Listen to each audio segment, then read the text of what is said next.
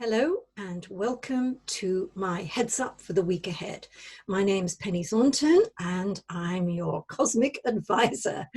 Now, as I look out on the week ahead this week, I'm reminded of real life in the sense that I'm speaking to you on the bank holiday weekend. And normally in Britain, it rains cats and dogs. We have a terrible weekend. But this time we have beautiful weather, really warm, if not quite hot, blue skies and sunshine.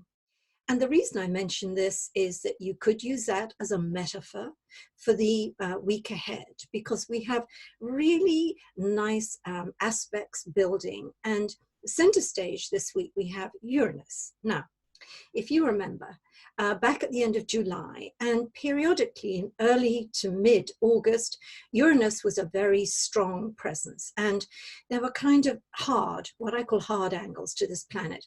And that coincided with some pretty tough kind of events out there in the world, not least the Jeffrey Epstein affair, which was both surprising and also will have a very profound consequences in the future. And that is something I'm going to be talking about in a minute in terms of the astrology, that is. But what I want to say about the week ahead and the fact that we have really beautiful influences to Uranus. Uranus, the planet of change, the planet of new frontiers. We get our awakenings, our epiphanies from Uranus, and we're able to make breakthroughs with this planet. And when we have sort of gentle influences to it, I think we're able to see our way much better towards doing all those kind of things.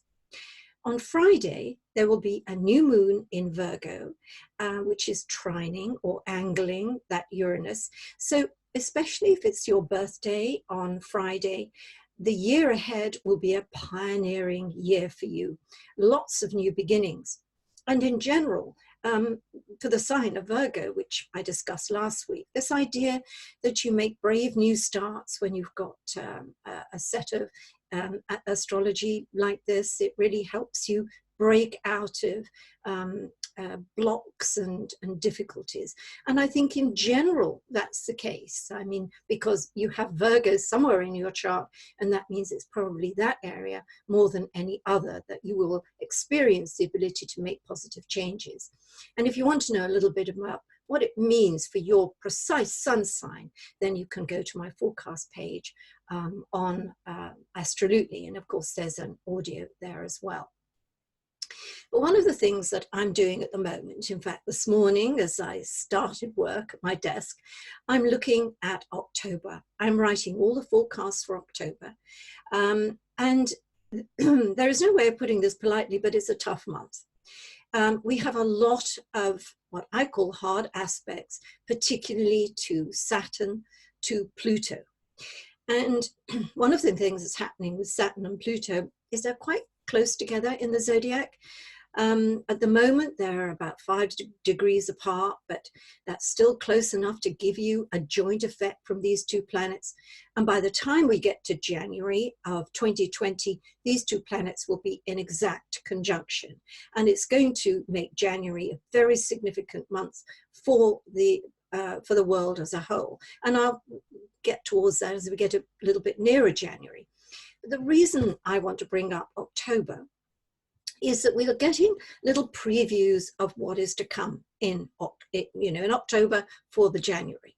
So you'll need to look particularly at what's happening in the money markets, because if, as I suspect, there's going to be a general recession, it's around this time that we're going to get a real hint of what this may mean.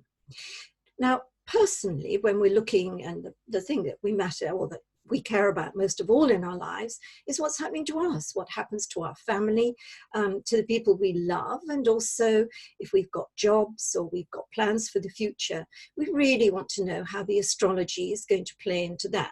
Well, we will face Saturn and Pluto messing with our plans as well. So the thing to do is to think about it now. And I've mentioned this before, but probably not on my videos, but in some of my texts, that if we think about our worst case scenarios, what would that be?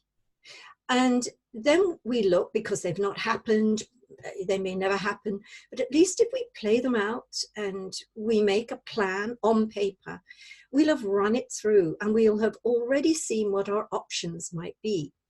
And of course, when we get Saturn and Pluto raining on our parade and coming along and saying, no, you can't have that, you can only do this, and this is what you're working with, it's good to have had a rehearsal. And now in August, as we face these beautiful influences, you know, the cosmos really letting us off nicely at the moment. And if you do have Uranus in a good place in your horoscope, or you know, this new moon is really affecting you, this is the time to put in those firewalls and also to do a lot of what ifs, get ahead of the game, put preparation in, start making all sorts of phone calls and messages so that you connect with people you're going to need in the future. Do it now.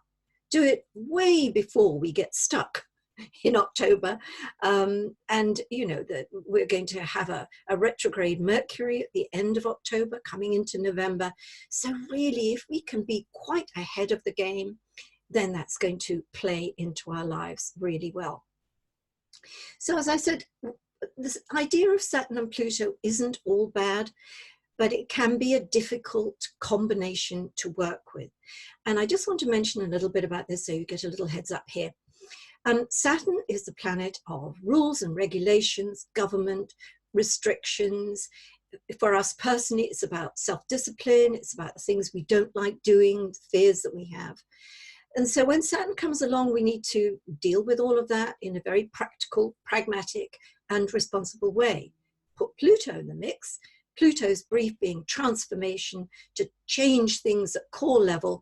And you really do have a lot of profound changes ahead, both in our personal lives and also for the world ahead.